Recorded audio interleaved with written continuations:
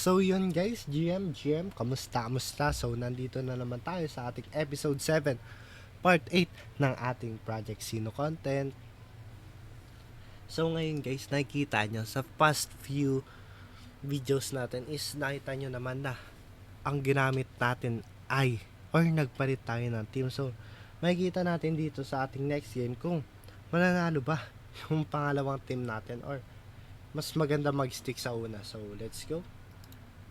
Punta tayo sa battle. So, ayan. Let's go. So, gameplay lang to guys. Manalo matalo is malaga may natutunan. Pero ang kalaban natin ay ang Japanese at 3,954 lamang ang kanyang trophies. Tayo 3,500 lamang.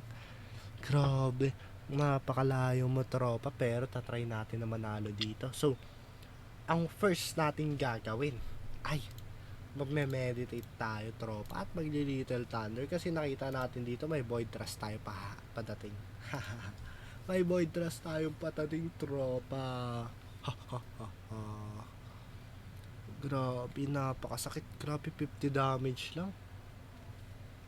Sakit nito tropa. Para namang di tayo best friend yan. Grabe, ang sakit mo tropa.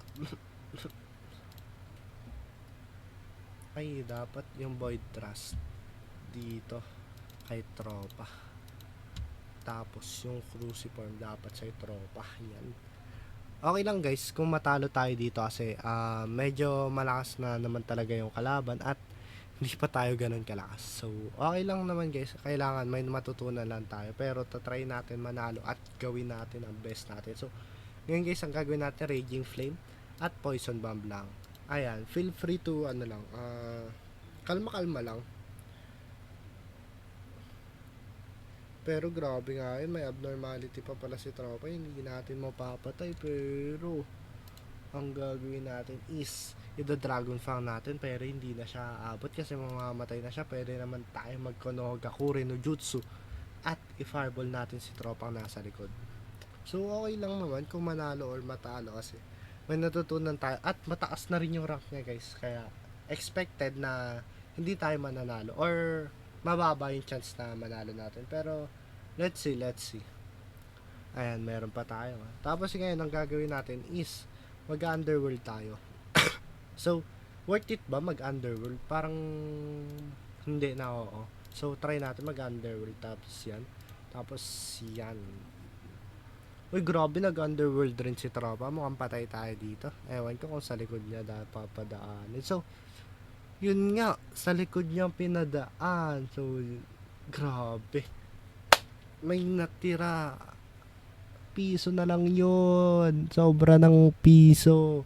291 damage, 290 lang ang ating buhay. So, alam ko, talo na to. So, yun guys, GG's sa'yo, tropa. At i-analyze lang natin ba tayo natalo doon. So natalo tayo doon kasi medyo masasakit na yung kanyang seno, high level na yung mga seno niya at maganda yung ikot ng baraya. Grabe yung ito niya, breaker niya.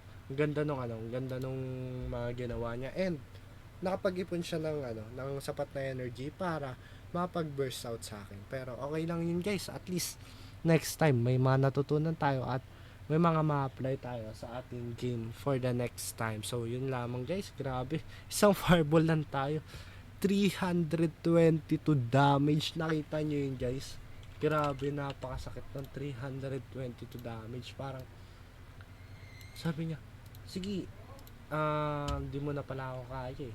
Grabe nga yun. Eh di sorry na, huwag ka na magalit. So yun lamang guys, salamat sa lahat ng nanonood. At sana may natutunan kayo sa ating Project Sino content. So yun lamang guys.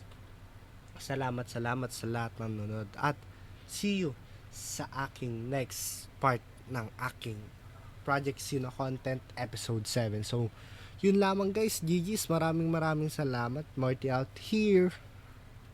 Bye bye, GG's guys.